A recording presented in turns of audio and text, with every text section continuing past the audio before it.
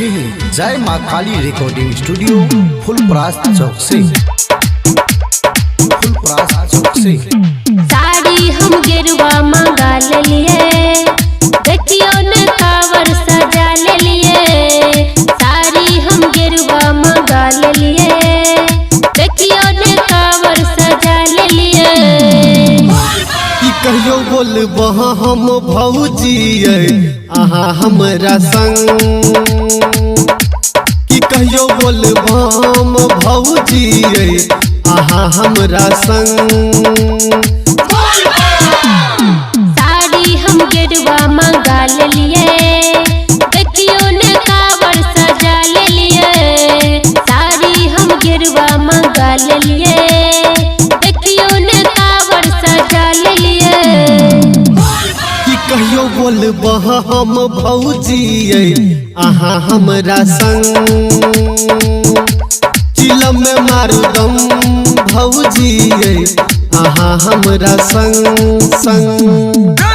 शंकर भगवान की डीजे चंदेश्वर पंडित फुलपरास चौक। लोटा में जल भर ले बैया, बाबा के जाके चढ़े बैया। बोले बम के नारा लगबैया, दुख हम अपन सुने बैया। देखो सुइया पहाड़ अहाँ करब नहीं डर, लके बाबा के नाम चल जेबै देवघर। बोल बम रिम झिम बरसे बदरिया, पैरी में गड़े पथरिया। रिम झिम बरसे बदरिया, पैरी में गड़े पथरिया।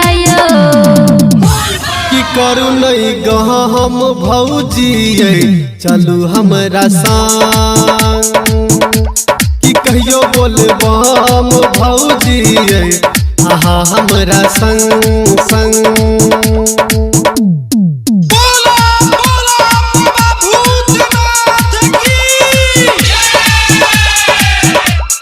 डीजे चंदेश्वर पंडित फुलपरास चौक। आहा बन जाय छी बिगड़ल काम जिनकी हो जाय छै बाबा धाम बाबा के भक्ति में नाचै छै सब कवरिया सुबह शाम हमहू करब पूजा अहू करब पूजा। एगो भोला अपन यहाँ करू पूजा भौजी रमेश रसीला के गाना लगाओ, डीजे चंदेश्वर के संग नचाओ। रमेश रसीला के गाना लगाओ, डीजे चंदेश्वर के संग नचाओ। कि कहियो बोलबह हम भौजी आहा हमरा संग, चिलम में मारू दम भौजी आहा हमरा संग संग। जय माँ काली रिकॉर्डिंग स्टूडियो फुलपरास चौक से। 91 13 90 67 65।